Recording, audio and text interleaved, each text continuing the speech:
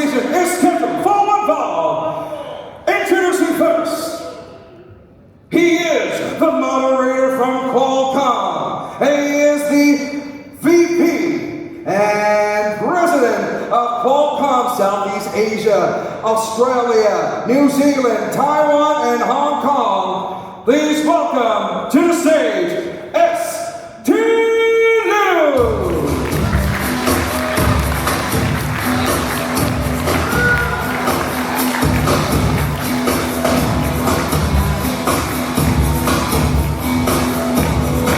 Now, joining him on stage, he is the VP of Client Solutions, Asia Pacific, Japan, and Greater China for Dell. Please welcome Paul Carter.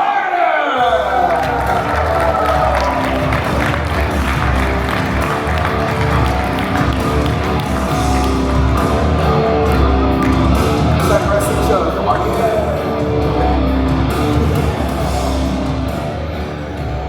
Joining them on stage right now, representing HP. This person is the head of Advanced Computing Systems in Greater Asia. Please welcome Tarun.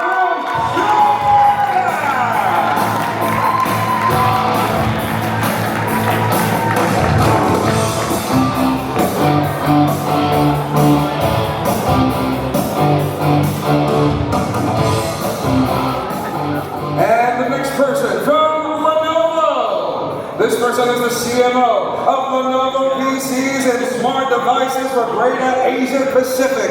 Please welcome Sachin, Bhatia.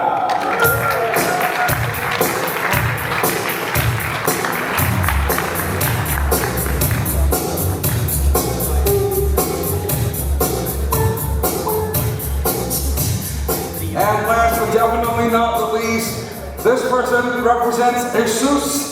He is the Southeast Asia Regional Head for Indonesia, Malaysia, Singapore, Philippines, and Hong Kong. Please welcome Jimmy!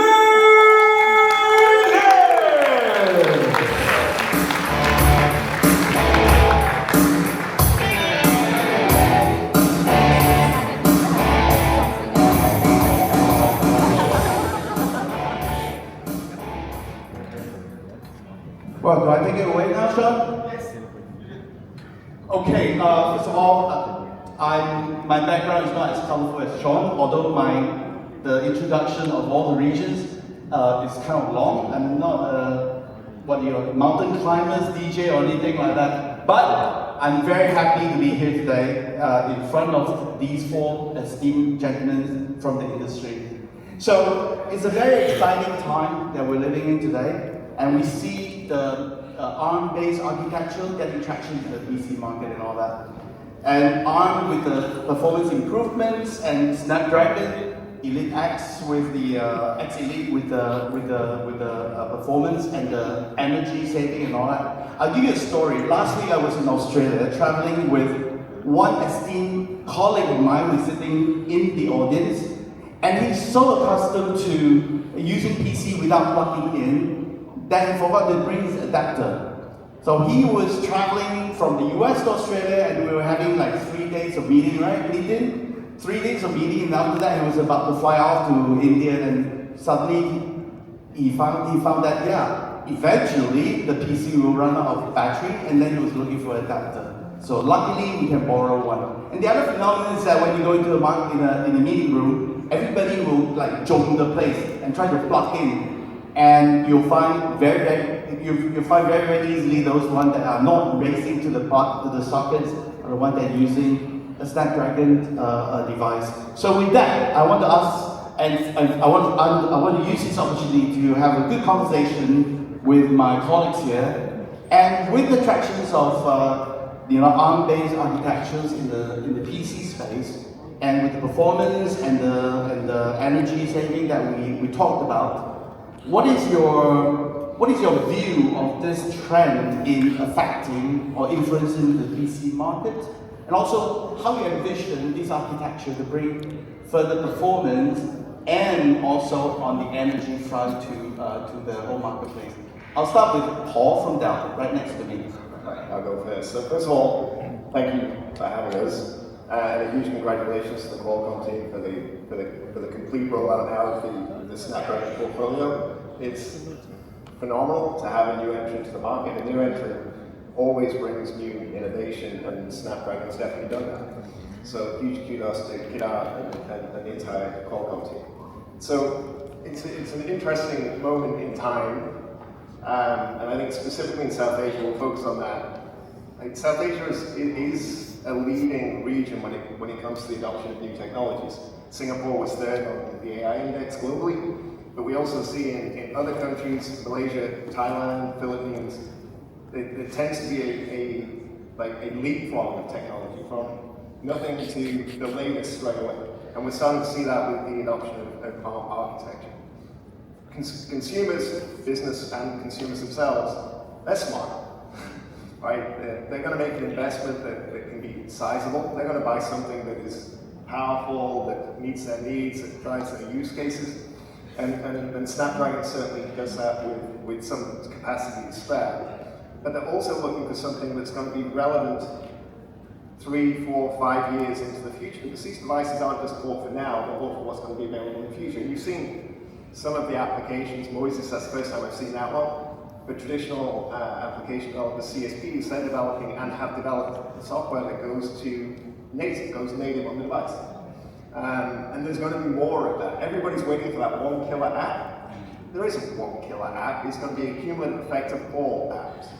And that is what we're seeing in both the consumer space and in the business space. It's actually going to be utilization of native apps. So this region, I do believe, is going to be at the forefront of the adoption of AI PCs. Because one, they want value, and value is future-proofing technology. And two, it just leads on innovation consistently around the world. So super energizing, super looking forward to it, and looking forward to getting the eggs into the hands of customers around the region. Thank you, Paul. I catch up a few things which I thought was very relevant, and I believe the same thing as well. In Southeast Asia is a region that is fast growing, and then if you want to get something, you want to get something that is really worthy and future-proofing as well. So with the AI advances, like Paul is saying, there's no one killer app that could be hundreds. Then there will be thousands and thousands going forward as we make sure this developer-first market is vibrant and all that. I will now pass on the microphone to Sachin from Lenovo to give us your view. Thank you, Steve. First of all, I'd like to say Southeast Asia is a heartbeat of Asia. And I think Kedar in the morning made some very interesting facts about the AI PC, how it is bursting in Southeast Asia. So much of growth, right? And those numbers actually did not surprise me. We see it every day. And I would like to call it out that innovation in Southeast Asia is incomplete without embracing new technology. And that's where the ARM architecture comes into the picture. ARM has been around. ARM has been known for battery efficient PCs, but now ARM is now coming in the mainstream, providing high-end productivity tools and giving high-end security features. And all I can say is that Southeast Asia is, Paul was saying, that is fast adopting because the workforce has become very dynamic in the last 4 or 5 years. You have all kind of user profiles here, whether you are an entrepreneur from Singapore, or you are a high-end corporate exec from Hong Kong, or you are a student in Vietnam. The AI PC need to work for you in the way you are expecting it. So all I can say is that Southeast Asia is opening the arms for now. Thank you, Sachin.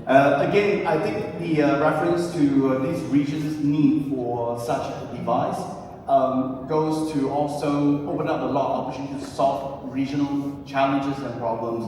And there are so many things going on in Southeast Asia, from agriculture to everything else, and also a very vibrant tech sector and developers. I think that the industry can capture on. Thank you, Sachin. Now I'm going to move on to the next question, which is a more realistic question. Now we are, and thank you all of you to support Qualcomm's quest in this area. As AI architecture becomes more, gaining more traction in Southeast Asia in the AI PC space, how are your companies, how is your company doing in terms of your AI strategy and in terms of familiarizing the customers, the consumers, or your corporate clients in awareness of ARMs, and also how are you using the ARM architecture to make it even a more compelling proposition for people to start using it. I'll go to Tarun from HP first. Thank you so much. See, most all also mentioned that Southeast Asia is one of the fastest adopters of technology. Right? Now, today when I go and take them with the new ARM architecture, they are more than happy to at least listen, because the proposition that Snapdragon is bringing in today, right, is actually unbeatable. None of your friendly competitors have what you have today. They are more than happy to see how this particular PC, the power that it brings in, the trust that Microsoft has shown in them. Right? So the way we try to lead with both our conversations with our partners, with our customers, is you can see that when Microsoft, one of the largest companies in the world, have started working with Snapdragon, coming in and making it a success with Copilot, Copilot Plus. The other thing that we do is, we have given most of our sales guys a Snapdragon. They are happy to just walk up there, show the power what it does. And there is nothing better than seeing that can drive belief in my customer. Thank you very much.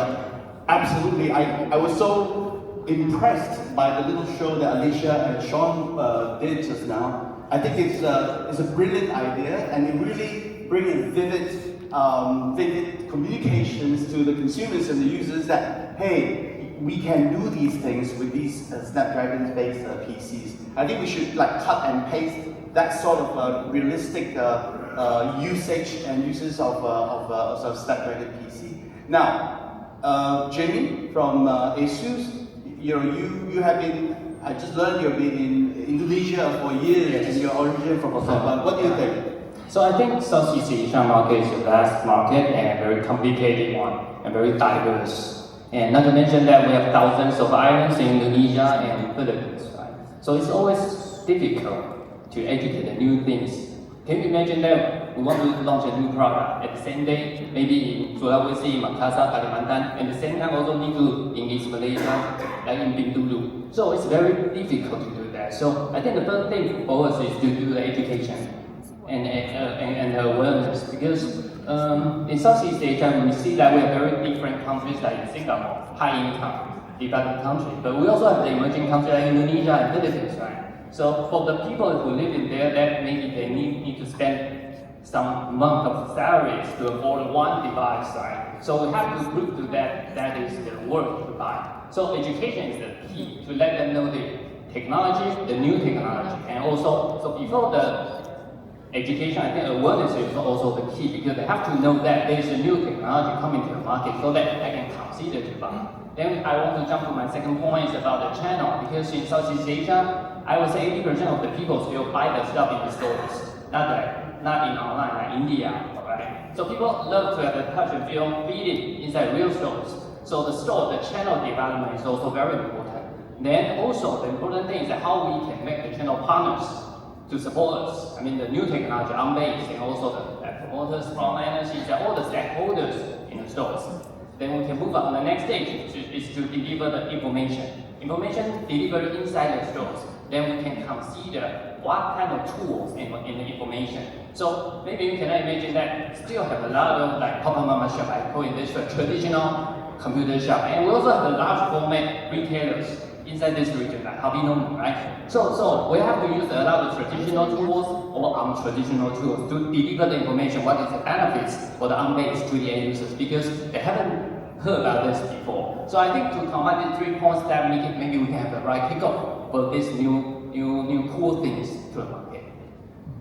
Jimmy, you touched on a very relevant point that actually leads to my next question, and that is we know that Southeast Asia is a region that has a different level of digital maturity, different level of economic status, and yet it's a huge opportunities here. And I think part of what we have to do, ourselves in Qualcomm, and together with our partners, is ask the questions: how how do we address this very diverse region so that we make sure that the marketplace that is suitable or relevant to people who are premium user, premium consumers, premium maybe new technology adopters, and those ones that are more price sensitive and more like me, working level type people, right? So yes, true. Next. So I'll open the opportunity for Sachin to make a comment here. Thank you. Now, I would like to categorize into 3 pillars, to address such a diversified region, Southeast Asia. And these pillars are: the technology has to be smart, it has to be accessible, it has to be affordable. Right? When I say smart, today the users are not looking just a device experience. They are looking the entire ecosystem experience, whether they are using mobile, whether they are using tablet, whether they are workstation. It has to be a seamless connectivity and seamless ecosystem. So everybody is looking to enjoy that ecosystem. So that's one thing. And second, there has to be a device for every user. Whether you are an entrepreneur from Singapore, probably you look at a premium laptop with enhanced security features.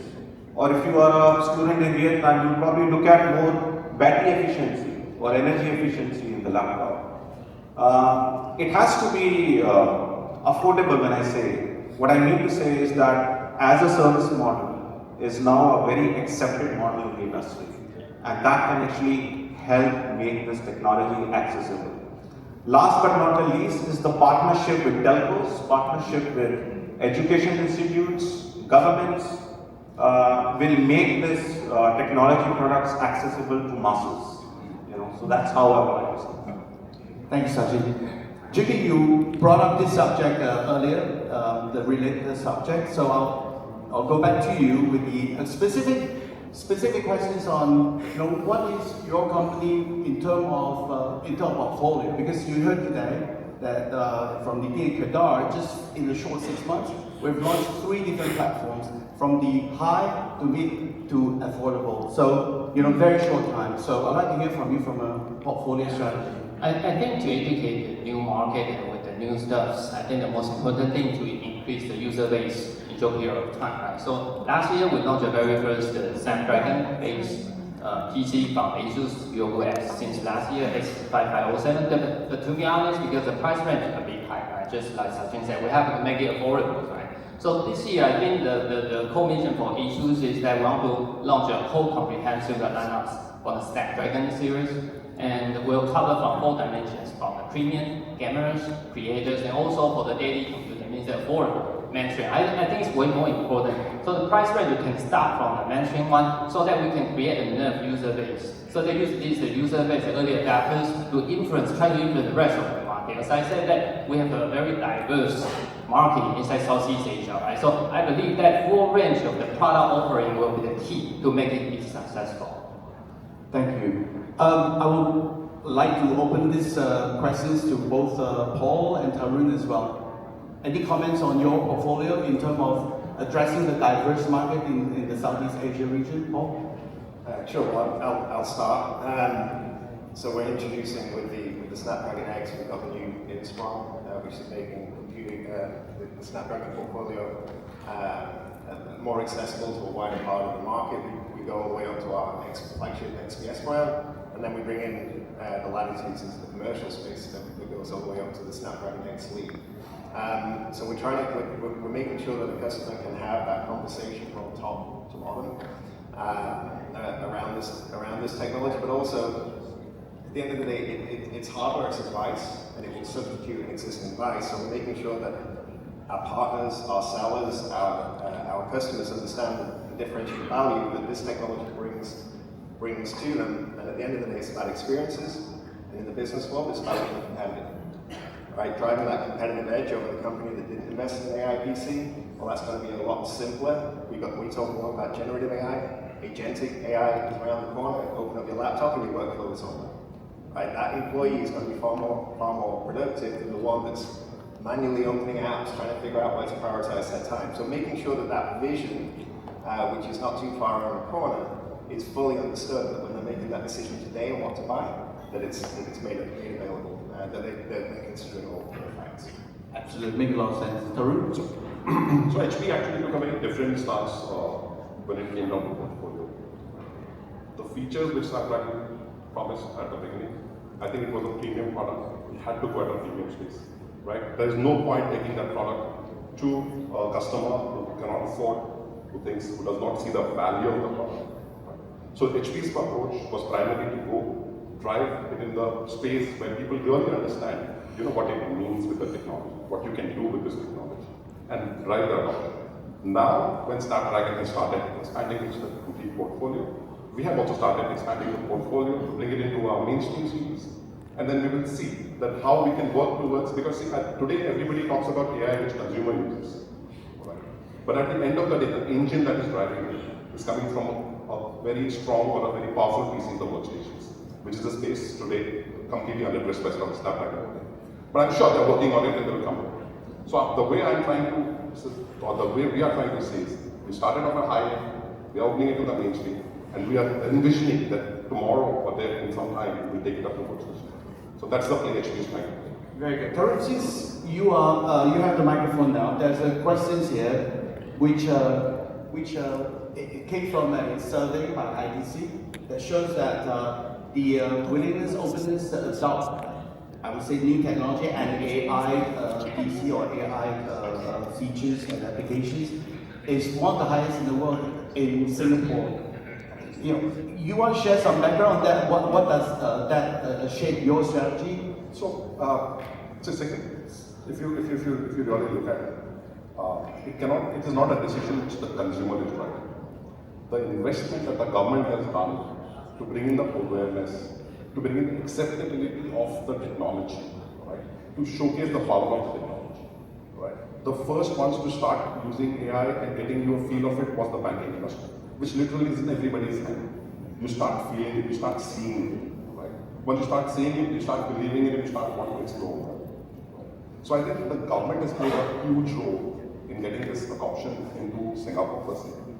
And today, whenever we go out with any proposals to any of our Singapore customers, the first thing they want to check is how can we implement AI, how can we streamline our workflows, how can we make sure that we are future ready with all the devices and the solutions that we are pushing.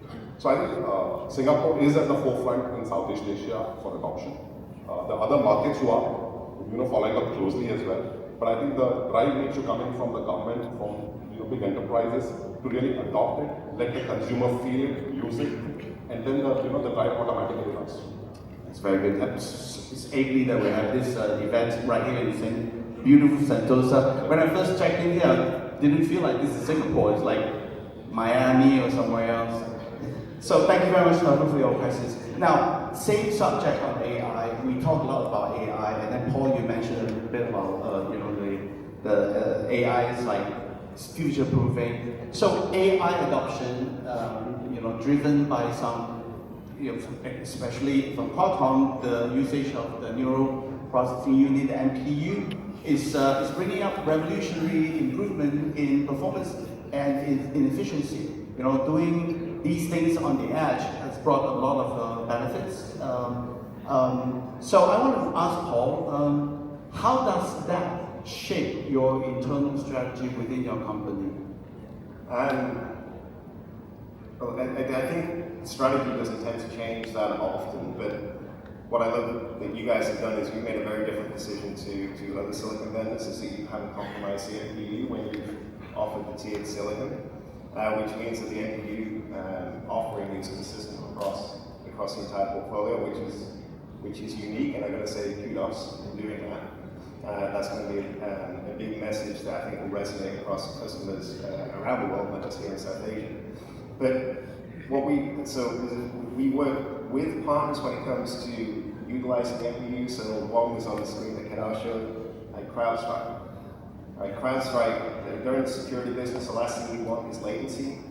You want to see something bad arriving on your PC, and you certainly want to see it when it starts to do things that shouldn't happen. Utilizing the NPU, CrowdStrike utilizing the NPU to ensure that they got faster detection and response to any threats that come through. But also background applications that we would have on the devices, pushing them into the NPU as well. Like, it's like sitting in a car park in Singapore, you have your engine on just to power the air conditioning, right? The NPU is a more efficient engine just to drive that air conditioning. So pushing more of the workloads into the NPU. We've also just announced the Dell AI-Studio, which I'm not here to plug it because it's free software, but that is to allow developers to drive native applications into the NPU as well. Because the vast majority of applications in use in business, it's not Outlook, it's actually native applications. And we see a huge future in making those AI-able on the device itself. So we really are big believers in the NPU and the technology it brings and the benefits it brings to the device. So yeah, it's about making it real for the customer. Thank you, Paul. How about Jimmy? Any comments from you? Yeah, I think in the end, we still need to figure out what kind of features and what kind of functions that we need to bring to the market, right? So in the end, as I said, we need to enlarge our fan base and user space in the territory. So the functions I always still expect for our companies offering is that while we can solve the end user's pain points, in the end, still like battery life and also the performance side. So in the end, no matter what kind of survey you receive from the user's feedback, those two will be still top 3 criteria. Maybe number 3 is the product design. So still, battery life and performance will be the key that we want to bring to the users. And before, traditional thinking that people will always sacrifice maybe performance, then maybe we are going to have a shorter battery life, longer battery life, then maybe performance might be reduced a little bit. So in the end, right now we have a brand new solution that you don't need to sacrifice the thing. I think this is way more important. You can go outside for whole day computing, the performance still up to date, right? So this is the thing that we want to do, and also for other features like security, also creators, that we also have a lot of applications to adapt to the users. So the amazing thing and all the good things, I believe that it will be attached and embedded with the whole series of lineups of the Snapdragon. Now for the high-end ZenBook, our ZenBook will start from the very entry point 699 models. That being said, we need to quickly to enlarge the fan base to make more people to enjoy the benefits of the AI inside Snapdragons. Thank you, Jimmy. How about Sachin? You want to add something there, or? Yeah, I would like to say that the line is blurring between the devices. As we saw the demo in the morning, the MC went to the studio, then went to the beach. He or she would be like switching the devices also, despite switching the places. So depending on where you are, you want to use your device more effectively and seamlessly. And I think the device performance expectation will continue to evolve. Very interesting results from the IDC, but I would like to see what happens next year. Thank you very much. I think we still have time for one last question, which is also a leading to what we have talked about in application, in AI utilization. I want to ask Paul these questions here. We talk about AI applications, AI future, more things are going to come out, and once we have this platform, that's the platform and the tools for people to keep adding value-added applications and use cases to our PCs. I'm completely convinced that it's going to be a brilliant future for PC, like PC Reborn. It's truly to its name. On that note, I want to ask Paul a very difficult questions. From what you have seen here, what is the most tangible AI application you have seen to date? And I'd like to hear your future looking and what you'd like to see in the future. I don't know if I've got a favorite app, because I think a lot of these are at the moment happening in the background. So obviously I don't want my device to be compromised, so I'm delighted with CrowdStrike. I'm delighted when I'm on a Teams meeting, on a Zoom meeting, out Teams running in the background, and I've got blurred background, that my computer isn't running slow because the NPU is taking that workload. Right? Things that just build my productivity. What I'm most looking forward to is agentic AI, which is really going to make a difference in the way that I'm being productive, the company's being productive, and just where I'm spending my time is focus and also perform. So that for me will be the killer app that I mentioned earlier. But I mean, I've talked a little bit about business uses, but I do believe a lot of the killer apps that will come over the next 5 years will be born on a AI PC bought in a retail store. Because there will be hobbyists that are using software like Codian to develop software like they couldn't before, and coming up with a great idea and getting it to market faster than ever before. So I'm super optimistic about this. The technology is there. It will hit more and more desks. That will create more pull for software providers to push the workloads, the NPU, and the AI out of the data center. Data centers are big, bulky, expensive, consume a lot of energy. You've got all these devices with redundant capacity that can take a lot of that workload out of the data center, and even better, out of the cloud, which is hugely expensive to go compute and pass data back and forth. So, yeah, I'm hugely optimistic, and I think the best is yet to come, and we don't even see it yet. Thank you, Paul, and our vision is aligned. Tarun, I see you're jumping in for some. So whatever I've seen, a lot of very exciting apps which is coming, especially in the media and entertainment space. Like today also we did the demo on it's again a media entertainment kind of a scenario. Right? I would like to personally see a lot more commercial oriented apps come into the picture, right? Which really bring in efficiency and productivity in a working environment. Today, Copilot was summarizing emails, doing something, taking notes. Okay, now it's expected. Sorry, the way the world has evolved so quickly, it's expected it is. Right? Now, what next? Is the question, right? Or is something that we all need to think about. And what will really drive down the productivity for a guy or an employee to sit and really think about how to drive the business rather than thinking about how do I share my emails, how do I respond to this thing, how do I manage. I have a document which is 14-pager document for a tender, how do I summarize it? So there are a lot of things which needs to come in. So I think the role in the commercial side is still a little on the, needs some more work to be done. And let's see how it evolves. And I'm sure coming 4 to 5 years, we will have something amazing. Sachin, you have anything to say? Oh, we are not done yet, but I'm going to eat into Sean's time. Sachin. I would like to say one thing that the AI is fast adopting that the users could even understand what's really happening in the ecosystem. So it's very important that we spend time in analyzing it. GRC is also another very important topic. Right? The regulations, the compliance, and I've been part of my AI global committee, and I've been getting a lot of requests. Can I use this app? Can I use this app for my marketing or for my sales? And I keep getting issues with the compliance. That can you put your data in the public domain and experiment with it? Right? While you have the power, but all the powers comes with a lot of responsibility also. So GRC is a very important topic. I think it should not be ignored. But yes, we all love it. Jimmy? And the last one, I will be the last. I think right now today is like for the new so-called AI era, like all the OEM vendors is always every day is active for like, okay, what is our next opportunity, right? So we call the PC reform, right? So right now I really feel like right now is a real PC reform. It's the really next opportunity for all of us because this is the device that we don't need to sacrifice on anything of that and cool stuff. And we really balance all the performance and battery life, even for the audio, visual experience. So I think everyone needs to grab this opportunity, all kinds of channel, customers, and all the needs from the end users. So I'm very looking forward to a coming period of time for new products and try to impact the market. Thank you, Jimmy. I think I want to say that after this conversation, many conversations I've had with people in the industry since 18th of June, I continue to be very, very motivated and optimistic about this future. Where, like Kedash said, we're just like 6 months into the journey, but the industry is making application development relatively easier.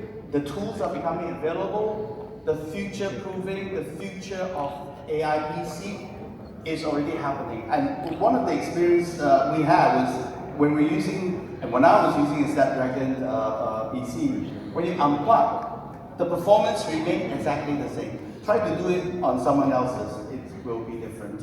But with that said, the future is there for us, all our partners here and everywhere to make. And let's do it together. and I want to thank all of you for your time here. I know I owe Sean a few minutes, but you can live with that. But thank you very much all. Thank you, gentlemen. Thank you.